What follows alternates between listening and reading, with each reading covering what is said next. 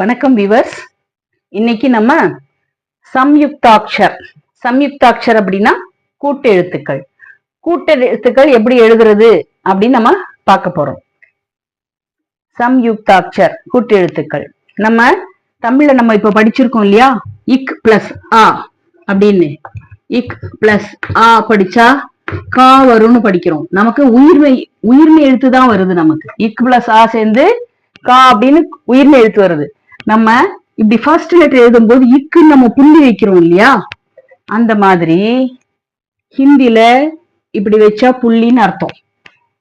ஹனத்ன்னு சொல்லுவாங்க இல்லையா? இது வச்சா புள்ளின்னு அர்த்தம். இக்கு மாதிரி சான்ஸ்கிரிட்ல எல்லா எழுத்துலயும் இப்படி புள்ளி வச்சாதான் இக் இங்குன்னு படிப்பாங்க. நம்ம வியஞ்சன் படிச்சோம் இல்லையா? அந்த வியஞ்சன் இப்போ இந்த கா க கா கன்னு படிச்சோம் இல்லையா? இதுல எல்லாத்துலயும் இப்படி வச்சுட்டா புள்ளின்னு அர்த்தம். இப்ப என்னவா மாறிடுது? இக் இக் இக் இக் அப்படின்னு மாறிடுது. இப்போ இந்த மாதிரி புள்ளி இருக்குது அப்படின்னா அது மெய்யெழுத்துக்கள் நம்ம சொல்லுவோம் இல்லையா? இந்த மெய்யெழுத்துக்களும் அதுக்கு அடுத்த எழுத்தையும் சேர்ந்து வரும்போது நமக்கு இந்த மாதிரி கூட்டு எழுத்துக்கள் எழுதுறதுக்கு ஹிந்தில சொல்றாங்க சம்யுக்தாட்சர் அப்படின்னு. இப்போ இந்த மாதிரி இருக்கிறது தான் புள்ளி ஹிந்தில சான்ஸ்கிரிட்ல எல்லாம் இப்படி புள்ளி வச்சுதான் மெய்யெழுத்துக்கள். புரியுதுங்களா? ஆனா ஹிந்தில செகண்ட் லெட்டரும் ஃபோர்த் லெட்டர்லாம் வந்தா இதை இப்படி எழுதினாலே நம்ம புள்ளி எழுத்தா படிச்சிருவோம். அந்த மாதிரி சான்ஸ்கிரிட்ல கிடையாது. சான்ஸ்கிரிட்ல யா எழுதுனா யான்னு தான் படிக்கணும். இப்படி புள்ளி வச்சாதான் ஈன்னு படிப்பாங்க. புரியுதுங்களா? இதுல பாருங்க, இக் பிளஸ் ய கே அப்படின்னு வருது கூட்டெழுத்து. அப்போ இக் யா கியா, கியான்னா என்னன்னு அர்த்தம், மீனிங். ஓகேவா? கியான்னா என்னன்னு அர்த்தம். அதே மாதிரி இத் பிளஸ் த, இத்த எப்படி எழுதுறாங்க பாருங்க. இதுல குத்தால வரும். கு இத் தா, குத்தா. இக் யானா கியானா என்ன, மீனிங் மட்டும் எழுதுவேன். நான் திரும்பவும் தமிழ்ல இக்கு யா கியான்லாம் எழுத மாட்டேன். ஓகேவா? கியா படிக்க தெரியணும் உங்களுக்கு. கா தெரியும், அதுல இப்படி கோடு போட்டா இக்குன்னு சொல்லி கொடுத்தாச்சு. யா தெரியும் உங்களுக்கு, இக் யா கியா அப்படின்னு கூட்டி எழுத்து வருது. இது வேர்ட எழுதும் போது இக் யா கியா, கியா மீன்ஸ் என்ன, என்னன்ற மீனிங் வருது. இனிமே நீங்க வேர்ட்ஸ் படிக்கணும், மீனிங் தெரிஞ்சுக்கணும். லெட்டர்ஸ் எல்லாம் வந்தாச்சு. இப்ப நம்ம வேர்ட்ஸ் எழுத மீனிங் தெரிஞ்சுக்கிட்டீங்கன்னா ஹிந்தி உங்களுக்கு படிக்க தெரிய ஆரம்பிச்சிடும். ஓகேவா? இப்போ இத், இது இத்து, இது த, இது ரெண்டும் சேர்ந்து எழுதும் போது இந்த இத்து பாதி எழுத்தா தா வருது, அப்புறமா ஃபுல் எழுத்து தா வருது, த அப்படின்னு. எப்போ எழுதுவோம்? குத்தா, கு இத் தா, குத்தா. குத்தானா நாய், குத்தானா நாய். அதே மாதிரி இச், இது சால இப்படி ஒரு கோடு போட்டா புள்ளின்னு அர்த்தம் ஹிந்தில. இச் பிளஸ் ச, ச அப்படின்னு வரும். இச்ல பாதி, நெக்ஸ்ட் திரும்ப சா எழுதுறோம். இது ச. இந்த ச எழுதிட்டா இது எப்படி வேர்ட்ஸ் எழுதுறது? பச்சா, பா இச், பா தெரியும் இல்லையா உங்களுக்கு? பா, இந்த இச்சு பாதி, திரும்ப சா எழுதிட்டு ஒரு துணை எழுத்து போட்டா பச்சா வரும். பச்சா மீன்ஸ் குழந்தை.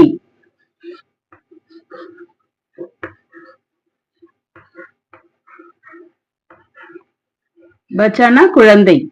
சரி, இப்போ சாருக்கு இஸ் பிளஸ் தா, ஸ்தா.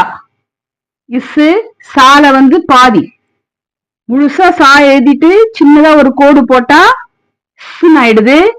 பிளஸ் தா போட்டுட்டா இஸ்தா அப்படின்னு எழுத்து. இஸ் சால பாதி எழுதிட்டு தா போட்டா இஸ்த அப்படின்னு ஒரு லெட்டர் வருது. இது வேர்ட் எப்படி யூஸ் பண்ணுவோம்? புஸ்தக், பு இஸ் த இக், புஸ்தக். புஸ்தக்னா புக் தெரியும் இல்லையா உங்களுக்கு? புத்தகம்.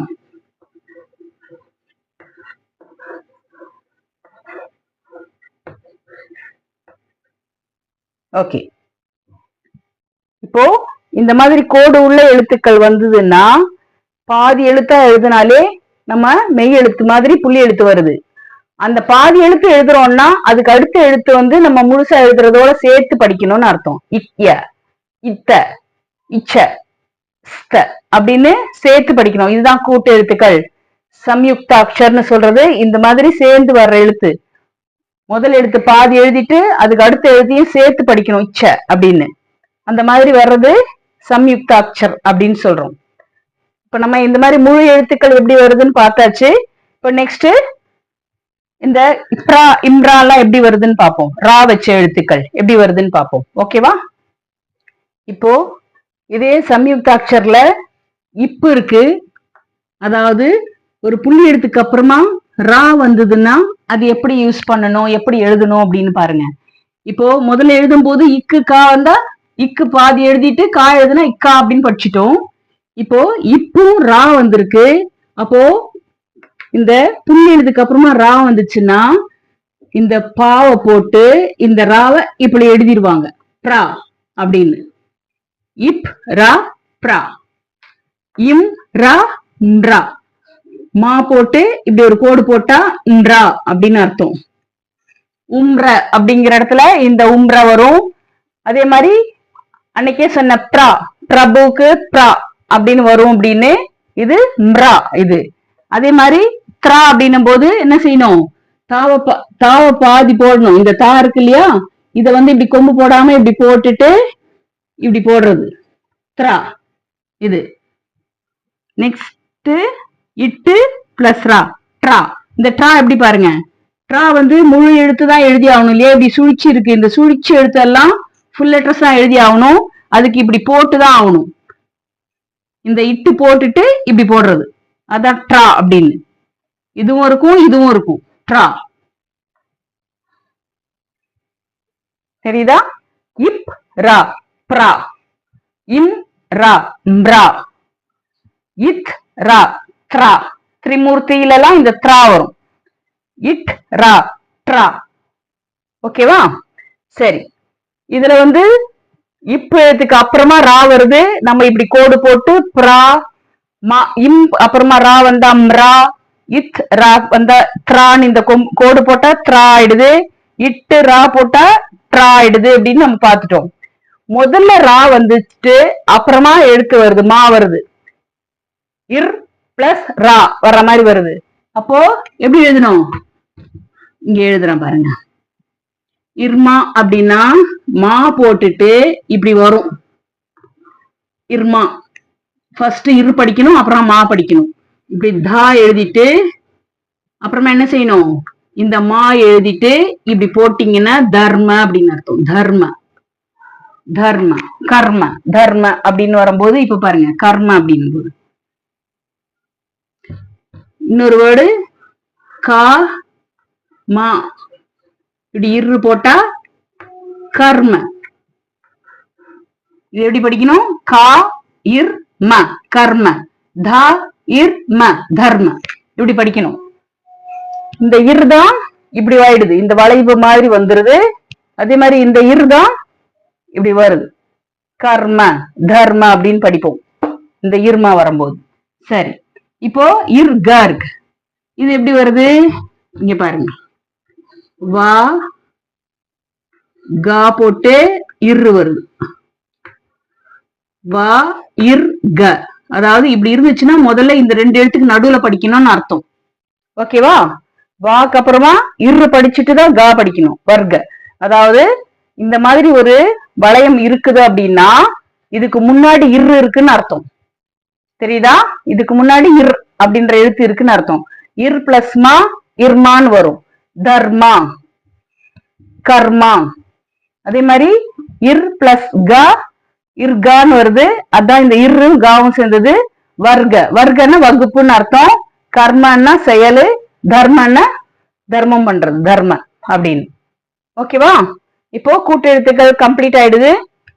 எழுத்தெல்லாம் இப்ப கத்துக்கிட்டாச்சு. இப்போ எப்படி வேர்ட்ஸ் படிக்கிறது அப்படின்னு சொல்லித்தரேன். ஓகேவா?